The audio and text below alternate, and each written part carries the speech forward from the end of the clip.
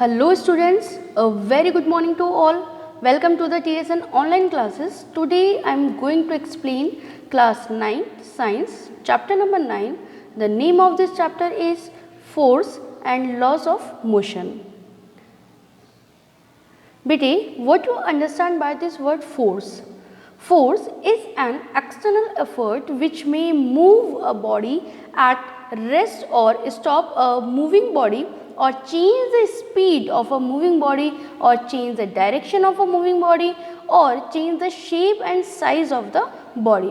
बेटे फोर्स जो टॉपिक है ये हम क्लास 8th में और क्लास 6th के अंदर भी हमने स्टडी किया है. फोर्स का मतलब होता है कि हम किसी भी ऑब्जेक्ट के ऊपर बल लगाते हैं. ठीक है, तो what's the means of the force in Hindi? It's a बल. तो फोर्स जो है जब किसी भी बॉडी के ऊपर अप्लाई किया जाता है तो उसकी साइज़ में, उसकी शेप में चेंजेस आ सकते हैं. हम उसमें चेंजेस क्रिएट कर सकते हैं. या फिर यदि कोई भी ऑब्जेक्ट मूविंग कंडीशन के अंदर है तो हम उसकी डायरेक्शन को चेंज कर सकते हैं. हम उस मूविंग बॉडी की शेप और साइज़ के अंदर भी चेंज कर सकते हैं. और इसके अलावा उस मूविंग बॉडी को हम फोर्स अप्लाई करके कुछ समय के लिए रोक भी सकते हैं. ठीक है, तो फोर्स का मतलब आपको समझ में आया कि force is an external effort which may move a body at rest और स्टॉप अ मूविंग बॉडी और change the speed and change the direction and the change the shape and the size. Yes, next efforts of force. तो force के क्या क्या efforts होते हैं, हम किन कामों के अंदर force का उपयोग कर सकते हैं? तो force can move a body at rest. किसी भी ऑब्जेक्ट के ऊपर हम फोर्स अप्लाई करके यदि वो ऑब्जेक्ट मूविंग कंडीशन में है तो हम उसे रेस्ट कंडीशन के अंदर कन्वर्ट कर सकते हैं. Force can stop a moving body, उसे रोक सकते हैं. Force can change the speed of a moving body, हम उसकी स्पीड में चेंज कर सकते हैं. Force can change the direction of a moving body, हम किसी भी मूविंग बॉडी की डायरेक्शन को चेंज कर सकते हैं फोर्स अप्लाई करके. And force can change the shape and size of a body. Now the next topic is balance and unbalance forces. तो आपको क्या समझ में आता है संतुलित बल और असंतुलित बल के बारे में? Yes, balance forces, if two forces act on a body in opposite direction and if both the forces are equal then the resultant force acting on the body is zero. Such forces are called balance forces.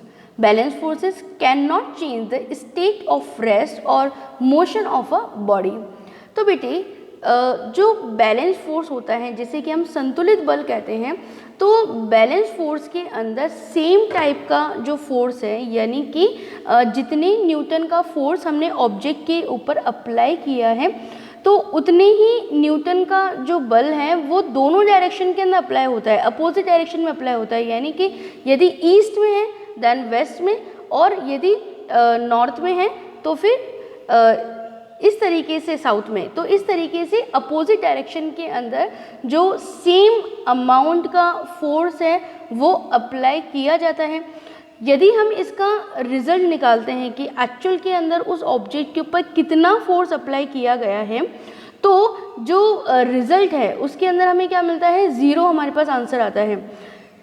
इस तरह का जो force होता है उसे हम balance force के नाम से जानते हैं.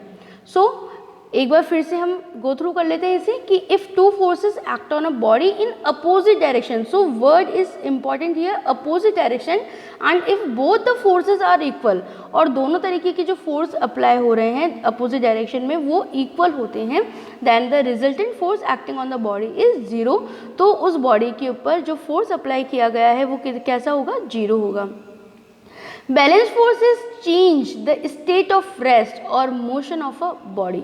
जो बैलेंस फोर्स है वो कभी भी किसी भी ऑब्जेक्ट को रेस्ट कंडीशन के अंदर न तो चेंज कर सकता है और न ही किसी बॉडी की अगर कोई बॉडी मूविंग कंडीशन के अंदर है तो भी उसे चेंज नहीं कर सकता. ओके, तो यहाँ पर आपके साथ में डायग्राम दिया गया है कि जो फोर्स है F1 एंड F2 जो कि सिमिलर हैं, अगर हम न्यूटन में बात करें कि कितना फोर्स अप्लाई हो रहा है, तो अपोजिट डायरेक्शन में सेम फोर्सेस अप्लाई हुआ है। यदि F1 आपने 2 न्यूटन लिया है तो F2 भी आपको 2 न्यूटन ही लेना है। इस कंडीशन के अंदर क्या होगा, आपके पास जो बैलेंस फोर्स आएगा उसकी वैल्यू कितना होगी, 0 होगी। Now the next is unbalanced forces. Unbalanced forces, if two forces act on a body in opposite direction and if one force is greater than the other, then the resultant forces is not equal to 0. Such forces are called unbalanced forces. तो इस तरह का बल जो कि किसी body पर opposite direction में तो लग रहा है, लेकिन कैसा लग रहा है, एक साइड का जो फोर्स है वो दूसरी साइड से ग्रेटर है। ओके, यहाँ पर सेम नहीं होगा, ग्रेटर अमाउंट हमें देखने को मिलेगा, ग्रेटर वैल्यू हमें देखने की मिलेगी। So one force is greater than the other, then the resultant force is not equal to the 0। तो जो रिजल्ट हमारे पास में आएगा वो फोर्स इक्वल नहीं होगा 0 के। तो इस तरीके की फोर्स को हम क्या कहेंगे, अनबैलेंस फोर्स कहेंगे। और unbalance forces change the state of rest और the motion of a body. तो अनबैलेंस फोर्स जो होता है वो किसी भी ऑब्जेक्ट की, किसी भी बॉडी की जो मूविंग कंडीशन है उसको वो चेंज करेगा। मतलब कि जो साइड का वैल्यू ज़्यादा होगा उस साइड के अंदर वो जो ऑब्जेक्ट होगा वो मूव करेगा। ठीक है, तो यहाँ पर मान लीजिए F1 जो है वो हमने 10 न्यूटन लिया है और F2 जो है वो 2 न्यूटन लिया है। तो उस कंडीशन में क्या है कि F1 is a greater than the F2। Now force of friction. The next topic is force of friction. Friction, that means beta घर्षण. Force of friction is a force which oppose the motion of an object over a surface. कोई भी object जो होता है वो जिस surface के ऊपर कनेक्ट है, वो जिस सरफेस से लगा हुआ है, तो उस सरफेस में और वो जो ऑब्जेक्ट रखा गया है उसकी सरफेस में, मान लीजिए ये इस ऑब्जेक्ट की सरफेस है, तो इन दोनों के बीच के अंदर क्या होगा, फ्रिक्शन क्रिएट होगा। तो इसे हम फोर्स ऑफ फ्रिक्शन के नाम से जानते हैं। For the example, a ball rolling on ground gradually slow down and comes to a stop due to force of friction. If we stop paddling a bicycle, it gradually slows down and comes to a stop due to force of friction. तो यहाँ ये बताया गया है, diagram देखिए आपका first diagram जो है इसमें बताया गया है कि हमारे पास पुशिंग फोर्स है, ऑब्जेक्ट के ऊपर जो हम फोर्स अप्लाई कर रहे हैं, मोशन जहाँ पर जिस साइड के अंदर आप फोर्स अप्लाई करोगे ऑब्जेक्ट का मोशन जो है उसी साइड के अंदर होगा, और फ्रिक्शन जो होगा वो उसके अपोजिट डायरेक्शन में होगा। तो आपको ये ध्यान रखना है कि जिस भी डायरेक्शन के अंदर फोर्स अप्लाई किया जाता है, जो फ्रिक्शन है वो उसके अपोजिट डायरेक्शन के अंदर क्रिएट होता है। An object with uniform motion will continue to move with uniform motion if the force acting on it, if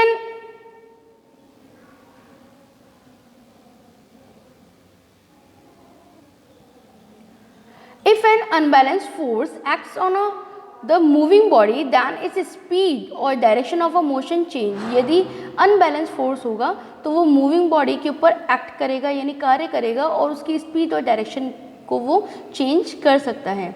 If the unbalanced force is removed, यदि unbalanced force को remove कर दिया जाए, then it will continue to move with the speed it had acquired till then. Now the next is Galileo experiments of motion of an object on an inclined plane. तो यहाँ पर देखिए आपको एक एक्सपेरिमेंट जो है वो बताया गया है। When a marble rolls down on inclined plane, its velocity increase, and when it goes up on the second inclined plane, its velocity decrease. If the inclination of both the planes are equal, then the marble will reach the same height which it rolled down. If the inclination of the second plane is decreased, it will travel more distance to reach the original height.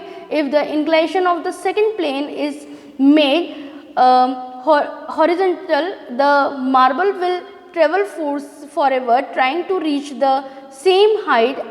And unbalanced force is required to change the motion of the marble, but force is needed to sustain the uniform motion of the marble. तो यहाँ पर ये बताया गया है बेटे कि जो मार्बल बॉल्स हैं उनको हम अलग अलग साइड से, अलग अलग हाइट से डालते हैं और उसकी मोशन के अंदर क्या चेंजेस आते हैं उसके बारे में यहाँ पर बताया गया है। Newton laws of motion is a very important topic of this chapter. 3 laws हमें यहाँ पर देखने को मिलेंगे और बहुत ज़रूरी है उनकी स्टडी करना। Then the first Newton's first law of motion states that an object remains in a state of rest or in uniform motion in a straight line unless compelled to change that state by an applied forces. According this law, ये बताया गया है कि कोई भी object तब तक rest condition में ही रहता है जब तक कि उसके ऊपर हम कोई फोर्स अप्लाई नहीं करते। Inertia, the natural tendency of object to remain in a state of rest or in uniform motion is called inertia. This is why the first law of motion is also known as the law of inertia. तो जो first law of motion जो है वो inertia के बारे में भी explanation देता है और क्या बताया गया है कि inertia is the natural tendency of the object to remain in a state of rest. ये एक किसी ऑब्जेक्ट की नेचुरल टेंडेंसी है जो कि उसे रेस्ट कंडीशन के अंदर ही रखती है जब तक कि उसके ऊपर यूनिफॉर्म मोशन अप्लाई किया जाता है, जिसे कि इनर्शिया कहा गया है। इसीलिए जो फर्स्ट लॉ ऑफ मोशन है इसे लॉ ऑफ इनर्शिया के नाम से भी जानते हैं। Now the next examples of inertia, कौन कौन से एग्जाम्पल्स हैं? फर्स्ट, रूल से related. If a striker hides a pile of coins on a carom board, the lowest coin moves out due to inertia of rest and the other coins fall down. If a coin placed on a playing card over a tumbler is flicked with the finger due to inertia of rest and the coin falls down into the tumbler. Now, first example आपको बताया गया बेटे कि carrom board हमने खेला है। Carrom board के अंदर जितने भी जो कॉइन्स हैं उसके अंदर उन्हें हम क्या करते हैं, एक के ऊपर एक, ऊपर से नीचे तक बिल्कुल अच्छी तरीके से जमा कर रखते हैं, फिक्स करके रखते हैं, बैलेंस करके रखते हैं। तो जब सबसे नीचे वाले कॉइन को हिट किया जाता है तो उस कंडीशन में क्या होता है कि जो स्ट्राइकर है जिससे कि हमने हिट किया है तो सबसे नीचे वाला जो कॉइन है वो आगे चला जाता है जिस साइड के अंदर, जिस डायरेक्शन के अंदर हमने उसे स्ट्राइक किया है, जिस डायरेक्शन के अंदर हमने फोर्स अप्लाई किया है, और बाकी के ऊपर के जो कॉइन्स हैं वो एज इट इज़ नीचे आ जाते हैं। तो सबसे नीचे वाला जो है जिसके ऊपर हमने फोर्स अप्लाई किया वो तो निकल जाता है और बाकी ऊपर के जो कॉइन्स हैं वो एज इट इज़ नीचे की तरफ आ जाते हैं। सेकेंड कि एक कार्डबोर्ड है, उस कार्डबोर्ड के ऊपर हमने एक कॉइन रखा है और नीचे हमने क्या करा कि एक गिलास जो है वो हमने रखा है। जब कार्डबोर्ड को हम पुश करते हैं, हमारी फिंगर से हम उसे पुश करते हैं, तो उस कंडीशन में क्या होता है कि कार्डबोर्ड तो आगे चला जाता है, लेकिन वो जो कॉइन है उसकी जो लोअर सरफेस जो है, तो वो जो कॉइन है वो रेस्ट कंडीशन में ही रहता है और इसीलिए कार्डबोर्ड के साथ आगे ना जाके वो उस गिलास में गिर जाता है। ठीक है ना, तो ये एग्जाम्पल्स ऑफ इनर्शिया है। The next is when we travel in a car and the driver applied the brakes suddenly we tend to fall forward due to inertia of motion. जब हम कार में ट्रेवल कर रहे होते हैं तो यदि ड्राइवर जो है वो सडनली ब्रेक लगाता है तो हमारी जो बॉडी है उसका जो ऊपर का जो पार्ट है वो आगे की तरफ फॉरवर्ड होता है ना, it fall forward due to inertia of motion, और ये इनर्शिया की वजह से ही होता है। Now the next is when we are standing in a bus, जब हम बस में खड़े होते हैं, then the bus begins to move suddenly, और जब बस चलना शुरू करती हैं, we tend to fall backward, और उस कंडीशन में क्या होता है कि हम बैकवर्ड डायरेक्शन के अंदर फॉल होते हैं और feet is contact with the floor moves forward but the upper part of the body continues to remain at a rest due to inertia of rest. जब हम बस में खड़े हैं तो हमारी जो लेग्स जो हैं वो बस के साथ जब बस चलना शुरू होती है तो उसके साथ फॉरवर्ड कंडीशन के अंदर चलना शुरू होते हैं, ठीक है, यानी कि उसके अंदर जो फोर्स अप्लाई हो रहा है वो फॉरवर्ड डायरेक्शन में हो रहा है। लेकिन हमारी जो रेस्ट बॉडी है वो क्या है, वो अभी तक रेस्ट कंडीशन के अंदर ही है। तो इसीलिए हमारी जब बस को चलाया जाता है, जब बस स्टार्ट की जाती है तो बॉडी को बैकवर्ड डायरेक्शन के अंदर एकदम से झटका लगता है, जिसे हम कह सकते हैं कि बॉडी जो है वो फॉल होती है बैकवर्ड डायरेक्शन के अंदर। So is all the examples of the inertia, and the next is inertia and mass, and this topic I will be explain to you the next part of this chapter. Thank you so much.